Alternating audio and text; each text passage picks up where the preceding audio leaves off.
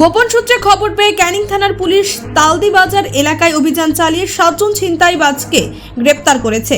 ধৃতদের কাছ থেকে 70 গ্রাম সোনার গহনা উদ্ধার করা হয়েছে। পুলিশ সূত্রে জানা গেছে, অভিযুক্তরা দূরপাল্লার ট্রেনে যাত্রীদের কাছ থেকে ছিনতাই করে সোনা লুট করত। হাওড়া থেকে ছিনতাই করা সোনার গহনা নিয়ে ক্যানিং ফেরার পথে তাদের পাকড়াও করে পুলিশ। তবে চমকপ্রদ বিষয় হলো, টুথপেস্টের টিউবের মধ্যে গয়না লুকিয়ে পাচারের চেষ্টা করছিল তারা।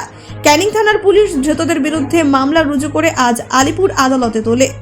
পুলিশের অনুমান, এর পেছনে আরও বড় কোনো চক্র থাকতে পারে। অভিযুক্তদের জিজ্ঞাসাবাদ করে এই চক্রের মূল পাণ্ডাদের খোঁজ চালাচ্ছে। ব্যুরো রিপোর্ট, নির্ভীক বার্তা।